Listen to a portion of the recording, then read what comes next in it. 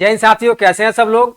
दोस्तों आज हम लोग शिक्षण कला के महत्वपूर्ण प्रश्न पढ़ने वाले हैं जो कि PYQ है मेरे साथियों। तो सभी साथी अंतिम तक बने रहें और जो भी साथी अभी तक चैनल को सब्सक्राइब नहीं किए हैं चैनल को सब्सक्राइब कर दे, वीडियो को लाइक कर दे और अपने दोस्तों में शेयर कर दे। तो दोस्तों आइए हम लोग आज का क्लास शुरू करते हैं। उससे पहले सभी साथियों से एक रिक्वेस्ट है कि सभी साथी पेन और पेपर लेकर के बैठे और जो भी क्वेश्चन मित्र आपको स्क्रीन पर दिखे सभी क्वेश्चन का जवाब आप लोग अपने पेपर पे नोट डाउन करते जाए और अंतिम में मुझे कमेंट बॉक्स में बताएं कि आपका सही आंसर कितना आ रहा है। तो दोस्तों आइए हम लोग बिना समय गवाए आज का क्लास शुरू करते हैं। देखिए मेरे साथी, क्वेश्चन नंबर 1 स्क्रीन पर आ चुका है। इसमें क्या बोला जा रहा है? अधिनायक स्तरीय शिक्षण है। बताइए मेरे साथी, अधिनायक स्तरीय शिक्षण क्या होता है? ऑप्शन नंबर ए में है बाल केंद्रित, बी में है अनुभव आधारित, सी में है प्रधानाध्यापक केंद्रित और डी में है मेरे साथी शिक्षक केंद्रित। तो बताइए क्या होगा मेरे साथी? तो अधिनायक स्तरीय शिक्षण हम लोग बोलते हैं शिक्षक केंद्रित को। Option number D is the right answer.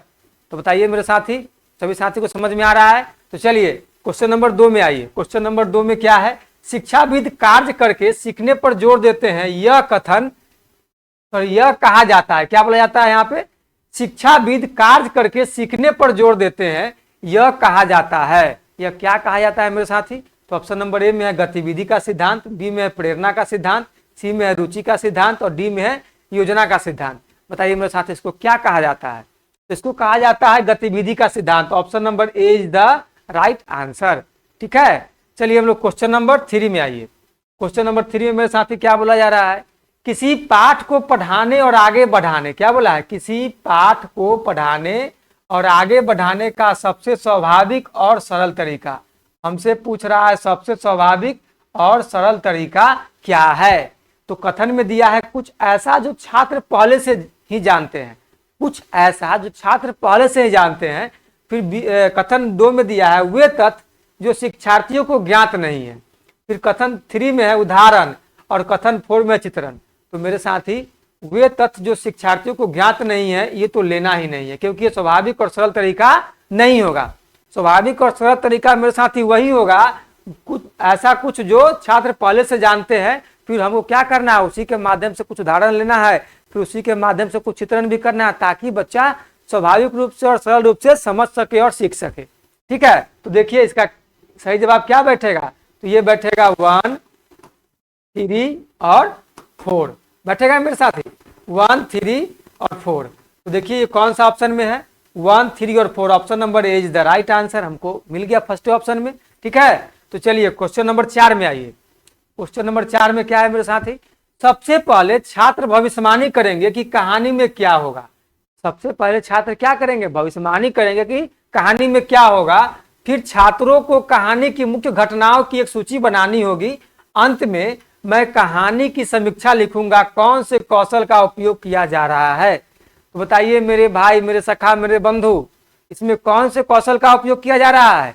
तो ऑप्शन नंबर ए में है अनुप्रयोग, संश्लेषण और मूल्यांकन, बी में है बोध, ज्ञान और विश्लेषण, सी में है बोध, ज्ञान और मूल्यांकन, डी में है मूल्यांकन, ज्ञान और संश्लेषण। तो बताइए मेरे साथ इसका सही जवाब क्या होगा?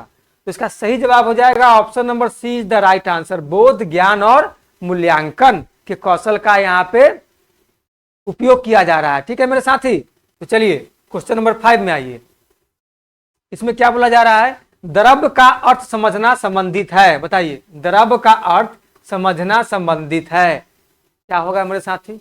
द्रव्य का अर्थ किससे समझना संबंधित है? बताइए हम लोग द्रव्य का अर्थ किसे समझेंगे? तो ऑप्शन नंबर ए में है बोध, बी में है अनुप्रयोग, सी में है ज्ञान और डी में है संश्लेषण। इसका सही जवाब क्या होगा मेरे साथी? इसका सही जवाब हो जाएगा option number A is the right answer. ये बोध से संबंधित है। बताइए कोई भी साथी को जरा भी, थोड़ा भी, कहीं भी कोई डाउट मेरे साथी? अगर डाउट हो तो आप बेहिचक आप लोग कमेंट बॉक्स में लिखिए। ठीक है, चलिए क्वेश्चन नंबर 6 में क्या बोला है? हिच हाइकिंग शब्द किस तकनीक से संबंधित है? हिच हाइकिंग शब्द किस तकनीक से संबंधित है? हमको इसके बारे में बताना है कि कौन सा तकनीक है भाई जिससे हिच हाइकिंग संबंधित है। तो ऑप्शन नंबर ए में है सहपाठी शिक्षण, बी में है संगोष्ठी सेमिनार, सी में है संगोष्ठी सेमिनार और बी में क्या है मेरे साथ? वाद विवाद और डी में क्या है? मानस मंथन, ब्रेन स्टॉर्मिंग। देखिए साथी थोड़ा सा ये टाइपिंग मिस्टेक है, बी वाला नीचे हो गया और सी वाला ऊपर हो गया है। ऐसे आप सभी साथी इसको समझ लीजिएगा। सही जवाब देखिए इसमें कौन सा होगा।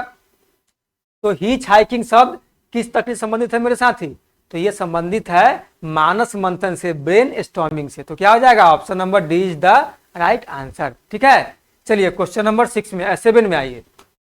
निम्नलिखित में से कौन रणनीति की अनुमोदक शैली का उदाहरण है, बताइए। निम्नलिखित में से कौन रणनीति की अनुमोदक शैली का उदाहरण है, ये हमसे पूछा जा रहा है, बताइए। ऑप्शन नंबर ए में है व्याख्यान, बी में है ट्यूटोरियल, सी में है समूह चर्चा और डी में है ये सभी। तो मेरे साथी रणनीति की अनुमोदन शैली का उदाहरण जो होता है वो सबसे बेस्ट क्या होता है, समूह चर्चा। तो option number C is the right answer. चलिए, निम्नलिखित में से कौन सा एक अच्छे असाइनमेंट की गुणवत्ता नहीं है, बताइए। हमको अच्छे असाइनमेंट की गुणवत्ता जो नहीं है उसके बारे में बताना है। तो हम लोग सभी ऑप्शन को पढ़ते हैं, इसी में से हमका मेरा जवाब मिल जाएगा। तो ऑप्शन नंबर ए में क्या है, असाइनमेंट छात्र को पढ़ाए गए विषय के अनुरूप होना चाहिए। ये बात तो सही बोल रहा है, आप अपने छात्र को जो पढ़ाएंगे उसी के अनुरूप ना उसको असाइनमेंट देंगे। तो ये बात तो मेरे साथ एग्जैक्ट सही है एकदम। फिर बी में क्या है, असाइनमेंट में रचनात्मकता का विकास होना चाहिए। असाइनमेंट में रचनात्मकता का विकास होना चाहिए, ये बात सही बोल रहा है। और काम करके व्यक्तिगत रूप से सीखने में सक्षम होना चाहिए, ये बात सही है। फिर सी में छात्रों के लिए असाइनमेंट जटिल और कठिन होना चाहिए। मेरे साथ यही तो गलत है, छात्रों के लिए आप असाइनमेंट जटिल और कठिन दे देंगे तो फिर बात कहाँ रहा, तो बात खत्म हो गया। फिर उसमें आप अच्छे गुण का। फिर डी में हो गया असाइनमेंट के उद्देश्य स्पष्ट और निश्चित होना चाहिए, ये बात सही है। आप बच्चा को असाइनमेंट देंगे तो उसका उद्देश्य क्लियर होना चाहिए ना, कि आप उसको असाइनमेंट क्यों दे रहे हैं, उसको उस बच्चे को क्या फायदा होने वाला है। तो उसका उद्देश्य स्पष्ट और निश्चित होता है तो बच्चा क्या करेगा, बहुत इंटरेस्ट के साथ उसको पूरा करेगा, उस काम को करेगा। तो मेरे साथी क्वेश्चन नंबर 8 के according option number C is the right answer. ठीक है, चलिए क्वेश्चन नंबर 9 में आइए। क्वेश्चन नंबर 9 में मेरे साथी क्या बोला जा रहा है, 5E अनुदेशात्मक मॉडल पहली बार प्रस्तावित किया गया था। बताइए 5E जो मॉडल है यह पहली बार कब प्रस्तावित किया गया था, हमसे वो साल के बारे में पूछ रहा है, ईयर के बारे में पूछ रहा है। तो ऑप्शन नंबर ए में क्या है मेरे साथी, 1988, बी में क्या है 1986, सी में 1989 और डी में मेरे साथी 1987। इसका सही जवाब क्या होगा, तो मेरे साथी इसका सही जवाब होगा option number D is the right answer, 1987। अब हम लोग थोड़ा समझ लेंगे कि 5G मॉडल होता क्या है मेरे साथी। 5G मॉडल होता क्या है, तो देखिए 5G मॉडल मतलब क्या कि 5 तरह के इसमें क्या है मेथड है। तो फर्स्ट ई का मतलब क्या होता है, इंगेज मतलब संलग्न करना। सेकेंड ई का मतलब क्या होता है, एक्सप्लोर मतलब अन्वेषण करना। थर्ड ई का मतलब क्या होता है, एक्सप्लेन मतलब व्याख्या करना। फोर ई का क्या मतलब होता है मेरे साथी, इलाबोरेट मतलब विस्तार करना। फिर 5 का क्या मतलब होगा, इवेलुएट मतलब मूल्यांकन करना।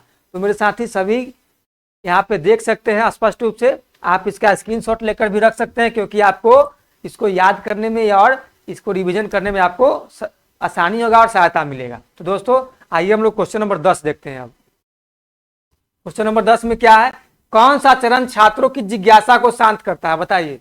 कौन सा चरण छात्रों की जिज्ञासा को शांत करता है और छात्रों को पहले सीखी गई अवधारणाओं के साथ संबंध बनाने में मदद करता है, बताइए मेरे साथी। तो ऑप्शन नंबर ए में है विस्तृत करना, बी में स्पष्ट करना, सी में संलग्न होना और डी में मेरे साथी अन्वेषण करना। इसका सही जवाब क्या होगा, तो मेरे साथ इसका सही जवाब हो जाएगा option number C is the right answer. क्या पूछा है कि अवधारणाओं के साथ संबंध बनाने में मदद करता है।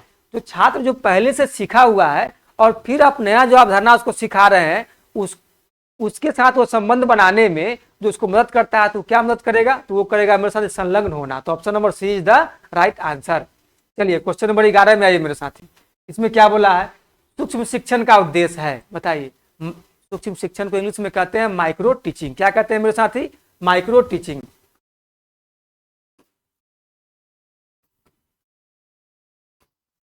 माइक्रो टीचिंग सूक्ष्म शिक्षण का उद्देश्य है, हमसे सूक्ष्म शिक्षण का उद्देश्य पूछा जा रहा है। क्या उद्देश्य है, तो ऑप्शन नंबर ए में शिक्षकों में शिक्षण कौशल विकसित करना, बी में छात्रों की क्षमता का विकास करना या विकास करे, सी में छात्रों के फीडबैक कौशल का विकास करना, डी में उपरोक्त में से कोई नहीं।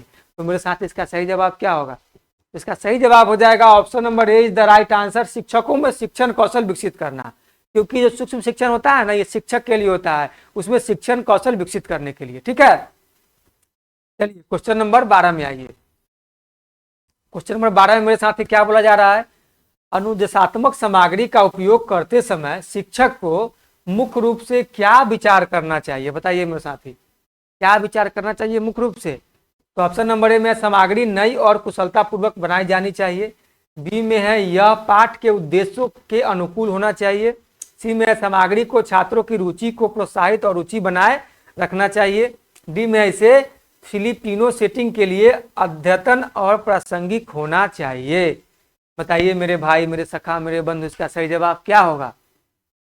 इसका सही जवाब होगा मेरे साथ ही option number B is the right answer. यह पाठ के उद्देश्यों के अनुकूल होना चाहिए। यह क्या होना चाहिए? पाठ के उद्देश्यों के अनुकूल होना चाहिए। ठीक है, चलिए क्वेश्चन नंबर 13 में आइए दोस्तों। अब हम लोग क्वेश्चन नंबर 13 देखेंगे। क्वेश्चन नंबर 13 में क्या बोला है मेरे साथी, काला मॉडल का पूर्ण रूप हमसे पूछा जा रहा है। काला मॉडल का पूर्ण रूप है क्या है मेरे साथी? देखिए ऑप्शन नंबर ए में बोला है संज्ञानात्मक, अधिग्रहण, भाषा सीखने, क्या बोला है, भाषा सीखने और दृष्टिकोण। फिर हमारे पास क्या दिया है, क्षमता, शैक्षिक, भाषा सीखने और दृष्टिकोण। फिर दिया है संज्ञानात्मक, शैक्षिक, भाषा सीखने और दृष्टिकोण। फिर दिया है मेरे साथ डी में संज्ञानात्मक, आकलन, भाषाई, शिक्षण और दृष्टिकोण। तो हमसे पूछा है कि ये काला मॉडल का पूर्ण रूप क्या है, मतलब ये काला जो मॉडल है इसका हमको बताना है फुल फॉर्म। सबसे पहले दोस्तों हम लोग समझ लेते हैं इंग्लिश में, क्योंकि हिंदी में दोस्तों काफी कंफ्यूजन होता है सभी साथियों को। सबसे पहले हम लोग आइए इंग्लिश समझ लेते हैं, उसके बाद इसका हिंदी देख लेंगे। तो सी फॉर क्या होगा, सी फॉर होता है मेरे साथी कॉग्निटिव। सी फॉर क्या हो गया, कॉग्निटिव। ए फॉर क्या होगा मेरे साथी, एकेडमिक। फिर है एल, एल फॉर क्या क्या होगा, लैंग्वेज। क्या होगा मेरे साथी, एल फॉर होगा लैंग्वेज। फिर एल है तो एल फॉर क्या हो जाएगा, लर्निंग। और लास्ट में क्या है, ए फॉर क्या होगा मेरे साथी, अप्रोच।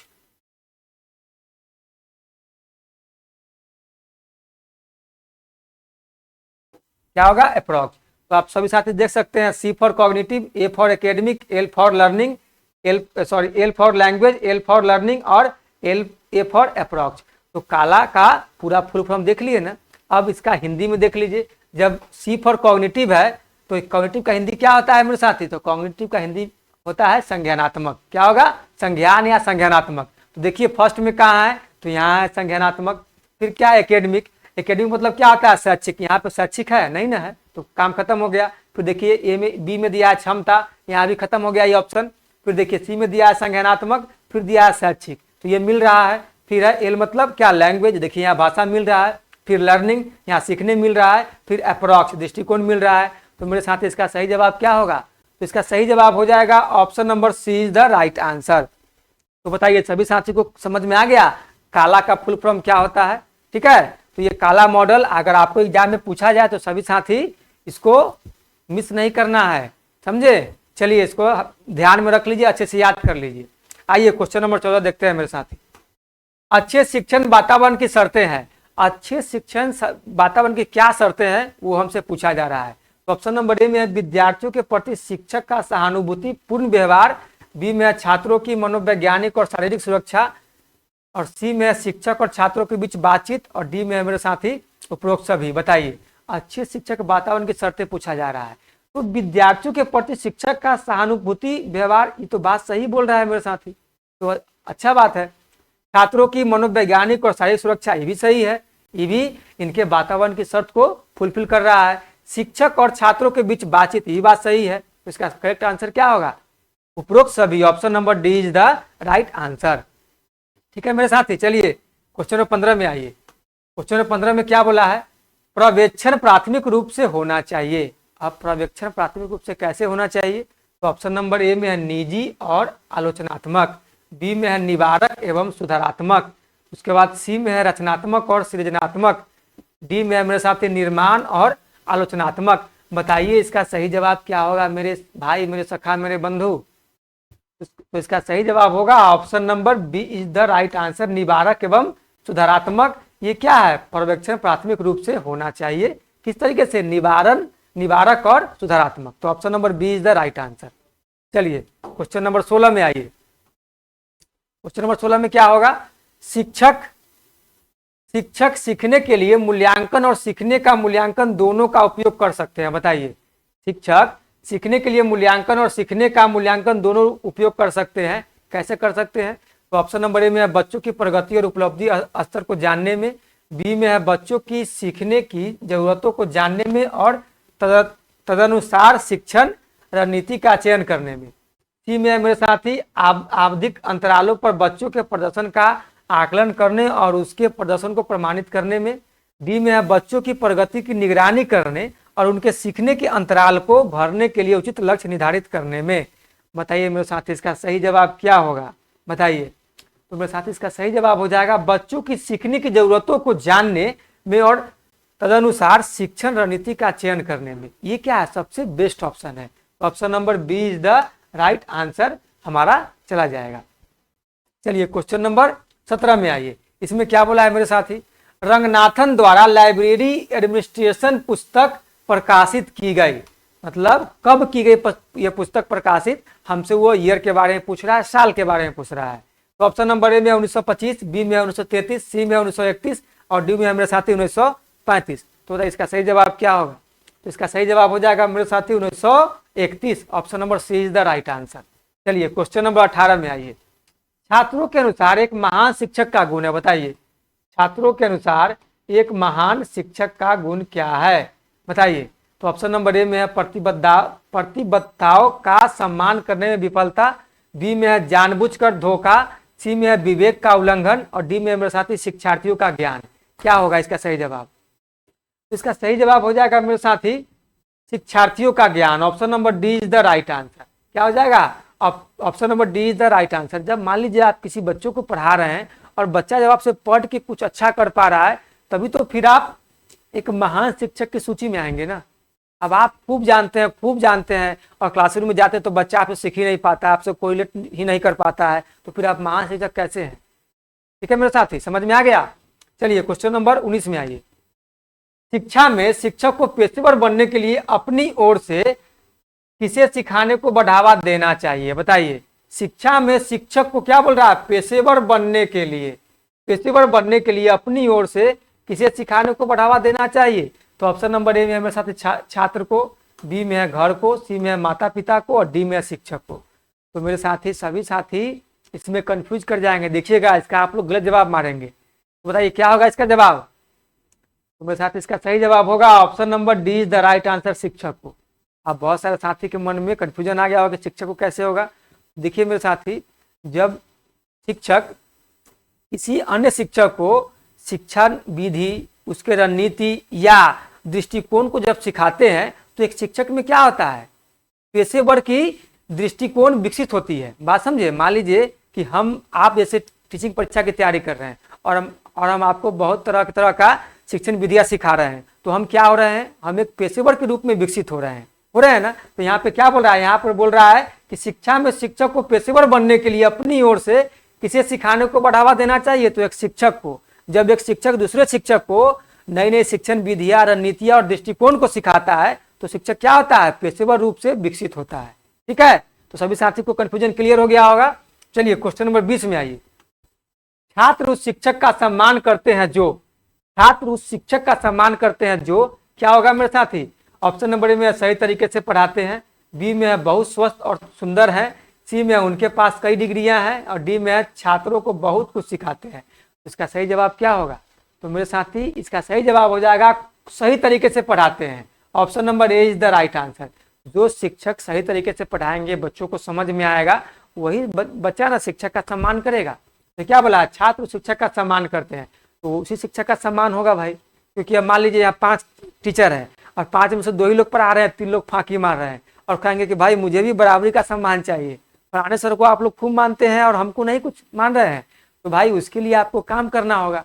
चलिए क्वेश्चन नंबर 21 में आइए। क्वेश्चन नंबर 21 में क्या है, छात्र के प्रदर्शन के मात्रात्मक विवरण तक सीमित है। बताइए, छात्र के प्रदर्शन के मात्रात्मक विवरण तक कौन सीमित है मेरे भाई। तो ऑप्शन नंबर ए में है टेस्ट, बी में है मापन, सी में है आकलन और डी में है मूल्यांकन। तो बताइए इसका सही जवाब क्या होगा।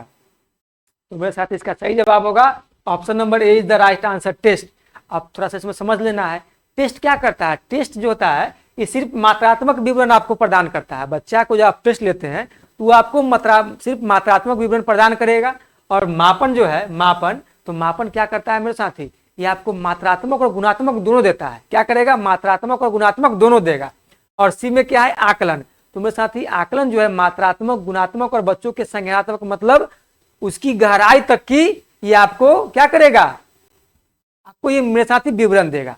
मतलब मात्रात्मक हो, गुणात्मक हो, संज्ञानात्मक हो, उसके पूरे गहराई तक की चीजों के बारे में आपको ये विवरण देगा, आकलन। फिर मूल्यांकन क्या है, तो मूल्यांकन मेरे साथी बच्चों की ओवरऑल सर्वांगीण विकास का विवरण देता है। तो सभी साथियों को समझ में आ गया कि छात्र के प्रदर्शन के मात्रात्मक विवरण तक सीमित कौन है, तो वो सिर्फ टेस्ट है। टेस्ट लेने से क्या होता है, सिर्फ मात्रात्मक आपको विवरण मिलेगा। तो दोस्तों आइए क्वेश्चन नंबर 22 में आइए। स्वयं आकलन डैश के रूप में जाना जाता है, बताइए मेरे साथी, स्वयं आकलन डैश के रूप में जाना जाता है। तो ए में रचनात्मक मूल्यांकन, बी में योगात्मक मूल्यांकन, सी में उपलब्धि का आकलन और डी में इनमें से कोई नहीं। तो मेरे साथी इसका सही जवाब हो जाएगा option number A is the right answer. रचनात्मक मूल्यांकन में स्वयं मूल्यांकन के रूप में जाना जाता है। रचनात्मक मूल्यांकन को ही हम लोग स्वयं मूल्यांकन, सेल्फ असेसमेंट के रूप में हम लोग जानते हैं। चलिए क्वेश्चन नंबर 23 में आइए। योगात्मक मूल्यांकन मूल रूप से उपयोग किया जाता है, बताइए योगात्मक मूल्यांकन मूल रूप से कहाँ उपयोग किया जाता है। तो ऑप्शन नंबर ए में है कार्यक्रम के दौरान। तो कार्यक्रम के दौरान मेरे साथी दिख जाए ना, तो क्या होता है, फॉर्मेटिव असेसमेंट। क्या होता है मेरे साथी, रचनात्मक मूल्यांकन होता है। फिर बी में हर समय नहीं होता है। सी में क्या है, कार्यक्रम के अंत में। फिर डी में है कार्यक्रम की शुरुआत में। कार्यक्रम की शुरुआत में मेरे साथ जो होता है ना, वो होता है डायग्नोस्टिक टेस्ट, ठीक है। उसके बाद सी में जो आप देख रहे हैं कार्यक्रम के अंत में, इस क्वेश्चन के according option number C is the right answer. क्या हो जाएगा, कार्यक्रम के अंत में योगात्मक मूल्यांकन होता है, समेटिव असेसमेंट होता है, ठीक है। चलिए क्वेश्चन नंबर 24 में आइए। छात्रों की आवश्यकताओं और रुचियां डैश के लिए महत्वपूर्ण है, बताइए छात्रों की आवश्यकताओं और रुचियां डैश के लिए महत्वपूर्ण है।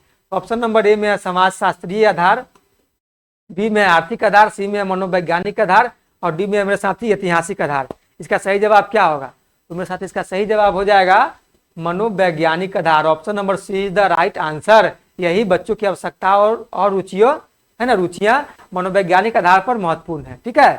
तो चलिए क्वेश्चन नंबर 25 में आइए। क्वेश्चन नंबर 25 में क्या बोला जा रहा है मेरे साथी, मनोगत्यात्मक क्षेत्र संबंधित है, बताइए साइको मनोगत्यात्मक क्षेत्र संबंधित है किससे। तो ऑप्शन नंबर ए में है भावना से, बी में है व्यवहारिक कौशल से, सी में है बौद्धिक क्षमता से और डी में है मेरे साथ इनमें से कोई नहीं। तो बताइए इसका सही जवाब क्या होगा, तो मेरे साथ इसका सही जवाब होगा option number A is the right answer. मनोगत्यात्मक क्षेत्र संबंधित है भावना से। क्या है, भावना से, ठीक है। अब क्वेश्चन नंबर 26 में आइए। क्वेश्चन नंबर 26 में क्या हो जाएगा मेरे साथी, संवेगात्मक विकास में किस अवस्था में तीव्र परिवर्तन होता है, बताइए संवेगात्मक विकास में किस अवस्था में तीव्र परिवर्तन होता है। सही मेरे साथी, एकदम आसान क्वेश्चन है, इसका जवाब सभी साथियों को बताना है। ऑप्शन नंबर ए में है शैशवावस्था, बी में युवावस्था, सी में बाल्यावस्था और डी में है मेरे साथी किशोरावस्था। इसका सही जवाब क्या होगा, इसका एग्जैक्ट जवाब दीजिए मेरे साथी। तो संवेगात्मक विकास में किशोरावस्था में क्या होता है, तीव्र परिवर्तन होता है। तो option number D is the right answer, ठीक है। चलिए क्वेश्चन नंबर 27 में आइए मेरे साथी। क्वेश्चन नंबर 27 में देखिए क्या बोला जा रहा है, एक बाल अनुकूल कक्षा में यह होना चाहिए, बताइए एक बाल अनुकूल कक्षा में क्या होना चाहिए। तो ऑप्शन नंबर ए में सामग्री उपयुक्त आकार की होनी चाहिए ताकि बच्चे उस तक पहुंच सके। बात तो सही है, जो हम लोग आगे भी देखते हैं। पर्याप्त सस्ती सामग्री होनी चाहिए क्योंकि बच्चे में बर्बादी की प्रवृत्ति होती है। ये नहीं भाई, अब मान लीजिए सस्ता सामग्री रहेगा, ठीक है, और उसके बाद वो उपयोग का यूज का नहीं रहेगा, तो क्या मतलब है। मान लीजिए आप कोई चीज बच्चा को पढ़ने के लिए लाए हैं, मान लीजिए कि स्मार्ट बोर्ड लाए हैं, आज सस्ती सामग्री है, बच्चा एक दिन यूज किया खराब हो गया, तो फिर क्या मतलब है उससे, ठीक है। अब सी में क्या है, फर्नीचर और सामग्री बड़े आकार की होनी चाहिए क्योंकि वे बहुत तेजी से बढ़ते हैं। ऐसा कोई बात नहीं है कि फर्नीचर और सामग्री बड़े आकार की ला दीजिएगा तो फिर बहुत तेजी से बढ़ जाएंगे तो उनको बैठने में दिक्कत होगा। अरे फर्नीचर तो एक समान का ही रहता है, जो छोटा बच्चा बैठे चाहे बड़ा बच्चा बैठे वो दोनों बैठ सकता है। इस तरीके का फर्नीचर लगाया जाता है तो भी बात गलत हो जाएगा। सामग्री पर्याप्त महंगी होनी चाहिए क्योंकि बच्चों को महंगी सामग्री से अवगत कराया जाना चाहिए मेरे साथी। ऐसा ऐसा अगर आपको ऑप्शन दिखे तो सीधे काटना है। इसका सही जवाब क्या होगा? इसका सही जवाब हो जाएगा option number A is the right answer. सामग्री उपयुक्त आकार की होनी चाहिए ताकि बच्चे उस तक पहुंच सके। ठीक है, मतलब जो भी सामग्री आप लगा रहे हैं वो क्या होना चाहिए, मतलब उसके अनुसार, बच्चों के हाइट के अनुसार, वेट के अनुसार उपयुक्त होना चाहिए, उसके आकार के अनुसार। अब मान लीजिए छोटा बच्चा है, साल भर का बच्चा है, उसको आप दे दीजिएगा 2 फीट के बीच में बेंच पर बैठने के लिए, तो उसको बैठने में भी दिक्कत होगा, उतरने में भी दिक्कत होगा। तो उसके लिए क्या करना होगा, छोटा छोटा बेंच डेस्क बनाना होगा। तो वही हो गया क्वेश्चन नंबर 27 के अनुसार option number A is the क्या होगा राइट आंसर। चलिए क्वेश्चन नंबर 28 में आइए मेरे साथी। डैश देश में शिक्षक शिक्षा प्रणाली के नियोजित और समन्वित विकास में शामिल शीर्ष संस्था है। बताइए, डैश देश में शिक्षक शिक्षा प्रणाली के नियोजित और समन्वित विकास में शामिल शीर्ष संस्था है। बताइए मेरे साथी, वो संस्था कौन है जो देश में शिक्षा के क्षेत्र में शीर्ष संस्था है? तो ऑप्शन नंबर ए में है यूजीसी। यूजीसी का क्या होता है, यूनाइटेड ग्रांट कमीशन।